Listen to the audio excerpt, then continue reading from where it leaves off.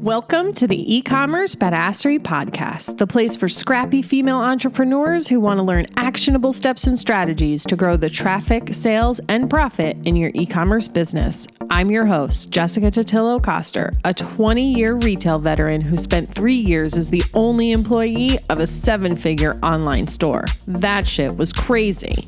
I know exactly how it feels to do all the things, and I'm sharing everything I learned the hard way so you don't have to.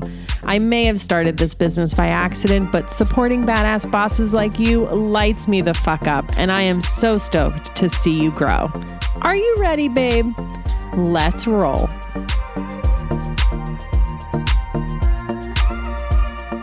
Welcome back to the eCommerce Badassery Podcast. I'm your host, Jessica Totillo-Coster. Before we get into the nitty-gritty of this week's episode, I just want to take a moment to celebrate 199 episodes of the podcast. When I started this thing in 2020, I had no idea of the impact I would have and the joy I would experience. And I want to thank you for tuning in each week, sharing it with your biz friends, sending me such great feedback through reviews, DMs, emails, all the things. And let this serve as a reminder to you that whatever it is you've been thinking of doing, just do it. It will feel hard in the beginning. You'll feel like you don't know what the fuck you're doing. But just like we talked about in last week's episode, you'll figure it out along the way and probably forget how hard it actually was.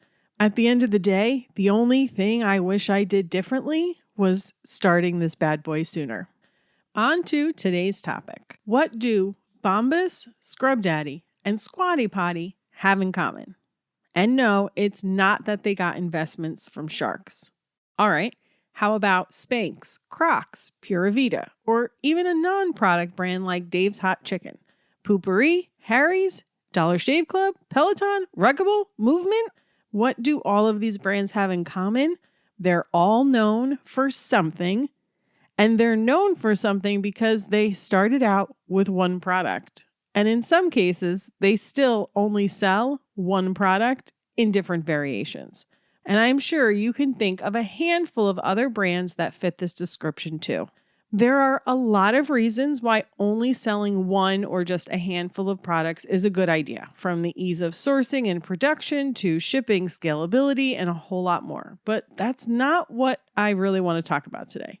What I want to talk about is the concept of applying this idea of a one product brand or store to your marketing. In fact, we've talked about this a few times just in the last couple of weeks. In How to Create an Omnichannel Marketing Campaign, I talked about how for each campaign to pick one or two top products to focus your marketing message on. In last week's episode, What to Do When Business Feels Hard, I shared how I recommended my biz friend create a marketing funnel specifically for one of the products she sells, all the way from ads to an email welcome sequence. So why do we want to do this in the first place? Well, the short answer, because it's so much easier to market your business in an impactful way. Let me give you an example. A lounge member, I talked about her either on the podcast or maybe it was just on Instagram. I don't remember. She developed a line of clinically formulated clean skincare for mature women. She only has a handful of products, but there are 2 that really set her apart from all the skincare brands on the internet.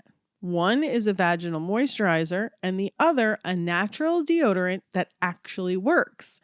Now, will the same customer buy both of these products? Sure. But the reason why they would seek these products out and ultimately make a purchase are very different. So marketing them together is really hard. Now, considering my background, I'm sure I could come up with something, but it would probably be pretty cringe to talk about those at the same time, right?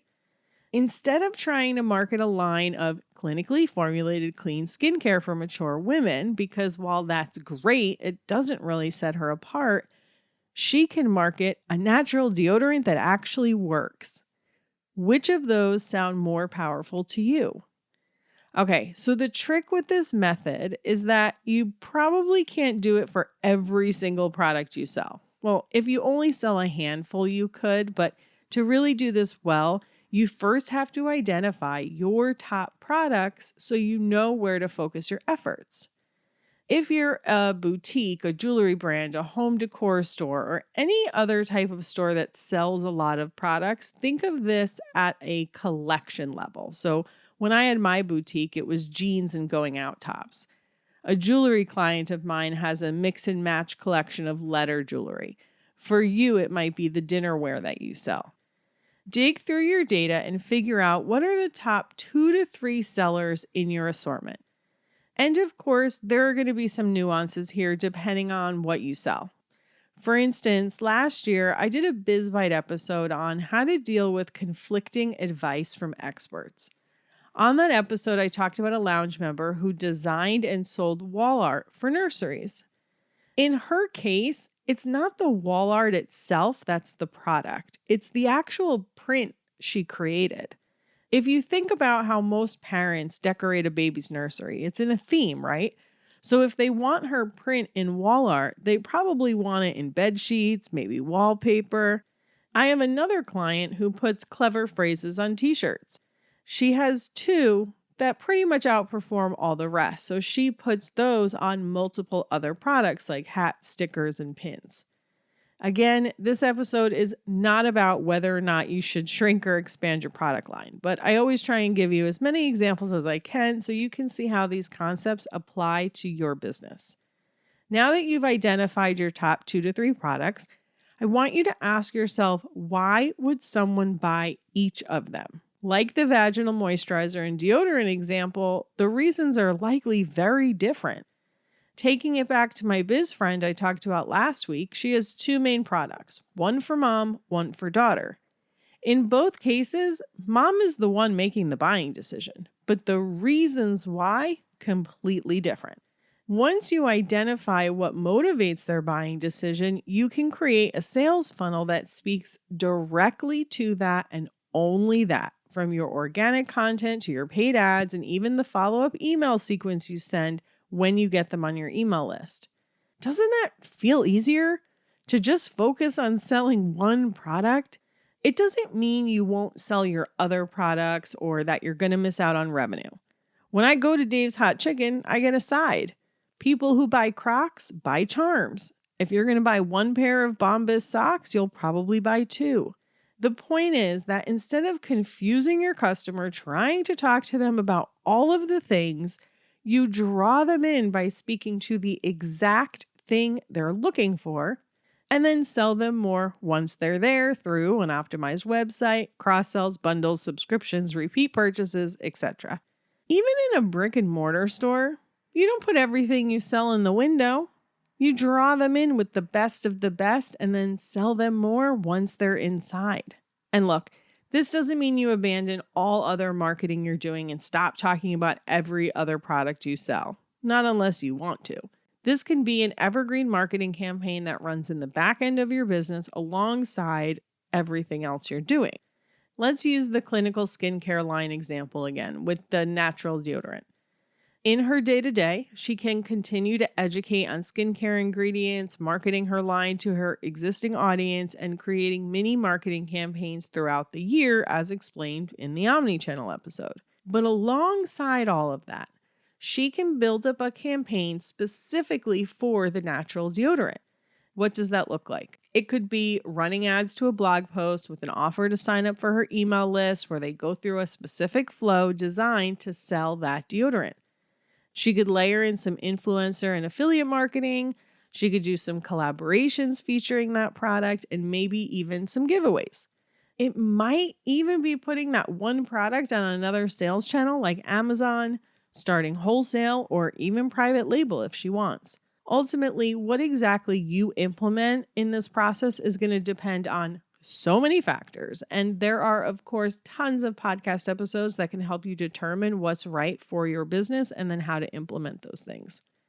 The real takeaway for today, though, is to focus your efforts and get more intentional about how you market your business and the message you're putting out there. Don't be afraid to get specific. Don't try and be everything to everyone. Be the perfect solution to the customer who needs what you sell. And again, how exactly this looks in your business is going to be different than someone else. And there are a lot of nuances here. For some, it will be about creating an evergreen campaign. For others, it will be about slashing your product assortment and just going all in. It just depends. There's no way for me to say which is right for you specifically without taking a deeper dive in your business. If you need help sorting this out, a strategy call is a great way to get that clarity. I'll put a link in the show notes for you to get more information about those. If you're part of the lounge, remember you have your members only velvet rope calls that you can take advantage of. No matter which direction makes sense for you, I hope you see how narrowing down your focus will actually make it easier to reach the ultimate goals you have for your business. And that's a wrap. As always, thank you for spending your time with me today and for all the other episodes you've tuned into. I'm so grateful for every download, listen, rating, review, DM, email, message, you name it. It means more than you'll ever know. Have a kick-ass rest of your week, and I'll see you on the flip side.